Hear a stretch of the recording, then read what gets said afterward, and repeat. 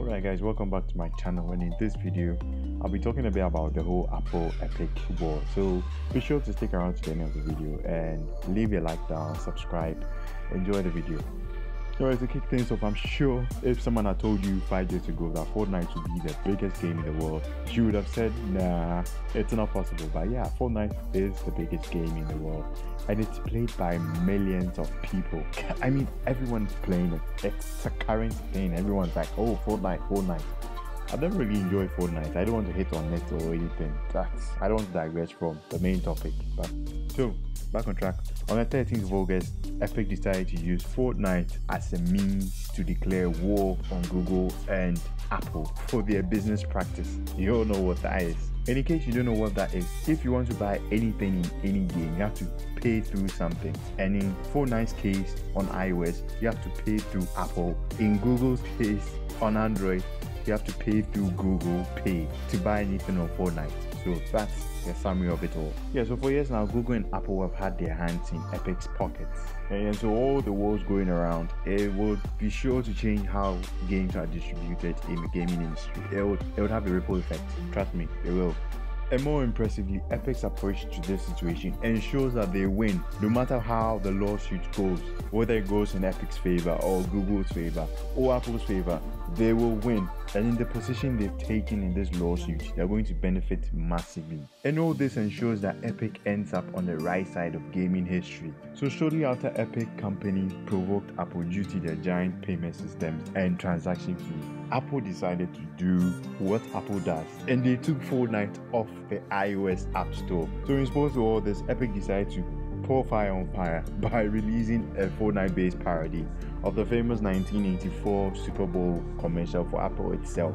And if you want to check the parody out, check Twitter, check IG, check everywhere, check Fortnite itself, it's in there. Apparently, Epic trying to use Fortnite as a weapon to speak out against major corporations like Google and Apple has been going on for some time. It looks like it was bound to happen. Now there's something going on out there, #FreeFortnite, which comes directly from Epic's marketing team. It's taking over social media, especially Twitter. This is a really bold move from Epic.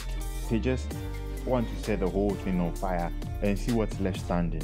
So Fortnite audiences made up of different age groups have taken to this cause on social media. With all the wars going out there, Epic have packaged and promoted this dispute and actually made Google look like, don't forget Apple, they've made Google and Apple look like the bad guys in all this. They've kind of given us the impression that Google and Apple are stomping on their freedom. It might be the case, but it's all business. On Epic's side, on Apple and Google side, it's all business. But Epic sees it in a different way. They feel that this is polarizing good business practice. And yeah, don't get lost in all this billionaire slap fight though, but Epic does have a point in all this. We could raise 1,000 questions about Epic's motivations right now. We could call them selfish, whatever, because 30% has been the standard policy and has been the same for all consoles, PC fronts, even mobile devices for many years. It's been 30%. So what are your thoughts on all this? Leave it down in the comments. Is Epic trying to be selfish with all this, or are they trying to change how things work? We don't expect things to remain the same. Things have to change for the good or for the bad. You know, of course, Epic has a point here because we have a lot of indie games developers and they earn so little on the games that they make, which is heavily taxed by Apple and Google. Not just Apple and Google. So many companies. We have Nintendo, we have Sony. They're taxing the hell out of these people and they're earning little already. So what are they left with? Little. I think it's about time someone spoke out, and Epic was the one to do so. What if Epic didn't have Fortnite as their biggest game? They wouldn't have spoken out. Let's just face facts, man. Fortnite is the biggest game. Everyone's trying to milk that game. They're all trying to get a cut of that game. And now Epic is trying to keep Google and Apple out of this. Epic's strategy to attack mobile platforms, that's iOS and Android, running Fortnite is quite smart because this is a direct road leading to Microsoft, leading to Sony and Nintendo. So those guys, they've got to keep their eyes open, because if they don't want a 30% cut from iOS, I doubt they're going to stop at iOS and Android. I'm sure they're going to take the fight to Microsoft and the rest of them, I'm sure. I'm going to state the obvious here. Regardless of whether Epic wins this lawsuit or change the terms of agreement, Apple and Google have found themselves in a situation that requires attention and response. So while Google and Apple have been painted as the bad guys, the corporate baddies, Epic has donned a cape in defense of consumers and developers. So is that the case, or do Epic have an actual motivation? What's your motivation to all this? It's been happening for a long time. Putting the parodies and drama all aside, Epic have actually made a statement about their feelings with all these other corporations digging their hands in their pockets. They don't like it, they're tired of it. So whether or not the gaming industry benefits from what Epic is doing, it's quite hard to predict right now. But there's no question that the outcome of all this will have repercussions throughout the years.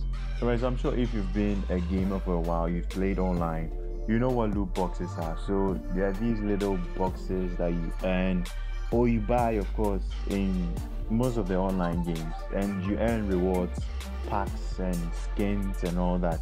So with a company like EA, they monetize the heck out of their games. An example is FIFA, Call of Duty and all that. And over the years, we've seen a few changes in the way loot boxes work, even in a company like EA that monetizes the heck out of their games. So they released the game Star Wars Squadrons, and it didn't have paid loot boxes in it. It was clean. It was very clean, because their previous game, Star Wars Battlefront 2, had so many loot boxes that would actually force you to spend money just to progress. Kind of like Rockstar, with what they do with their shark cards. It forces you to spend money on a lot of businesses and all these cards just to progress. Without it, you can't progress. But now things are turning around a little bit in some companies like Ubisoft, for instance. With all the loot boxes you have, you actually pay just to change skins and all that. It doesn't affect your gameplay in any way. So with Epic's fight against all this iOS and Android nonsense, they actually found a way around PC by actually creating their own store. And instead of the 30% that Steam charges on Fortnite, they take a 12% cut. And Epic have made the boldest move yet, because they've introduced a system in Android and iOS where you could actually buy V-Bucks in Fortnite directly from Epic while playing on iOS and Android. And with this, you're able to get around the whole 30% cut on the microtransactions with Apple and Google. And some people would ask, why is Epic doing all this? Why are they wasting their time? Google is going to fight them, Apple is going to fight them. Of course, Apple and Google are trying to find ways and loopholes to close this as soon as possible, and I'm sure something might come up, or Epic might win. I don't know what happens, but it's pretty hilarious with all that's going on, all this war. It's crazy. It's really crazy. So I'm just going to show you something that Epic has in their game Fortnite. So it just tells you spend $10 for 1,000 V-Bucks if you want to use Apple Pay, or you can spend $8 instead if you use Epic Direct Payment. So which one would you choose? Wouldn't you like to save $2? So some would also say Epic is of course fighting for consumers as well. They're fighting for you. That's why there's a lot of backing on social media. Free Fortnite. But if you haven't been updated with all these things in the past and all that, it didn't just start now. It started a long time ago. Apple was actually recently pressed in a Congress about the 30% cuts that they take, but nothing came out of it. Nothing happened. And Apple being Apple, they are not going to change anything about all this. And when you look at this war from Epic versus Steam or Epic versus iOS and Google, it's quite different, because Epic actually found a way around Steam's 30% cut by creating their own store. They created the Epic Store, but there's no way Epic can actually create an app store for iOS and Android. Nah, it's not going to happen. And apart from that, they're not going to make their own phone OS just because of Fortnite. They don't have the resources to do that. They don't have the time to do that. They are game developers, not phone developers. So this is a really bold move from Epic, of course, because as of right now, if you boot up Fortnite and you see, would you like the expensive or the cheaper V-Bucks? Of course, this is insane. They're literally slapping Apple and Google in the face right now. Whether the lawsuit goes in Epic's favor, in Apple or Google's favor, I'm not sure what's going to go on, but whatever happens, it's sure to change something. It's sure to change something in relation to game distribution, and I'm very positive about that. So as of right now, if you try to access Fortnite, you go to App Store to search for Fortnite, you're not going to find it. It's gone. It's gone. It's literally gone. So if you don't know how to get it and you've installed Fortnite before, I'm going to leave a video up here. Try installing it and let me know if it works. I've got a lot of people saying it works for them. Let me know if it works for you. So now we are at the end of the video, and be sure to hit the like button. It's right over there. Hit the subscribe button. Please do hit it. Hit it. Yeah, and I'll be doing a few short news, brief news in the world of gaming every week. The next video will be coming out in like 2 days, so be sure to return for more of it. And while you're away from my channel, try as much as possible to wash your hands for at least 20 seconds. You know, all that. Stay at home as much as possible if you can. If you don't have to go out, don't go out. And take care of yourselves, guys. Bye.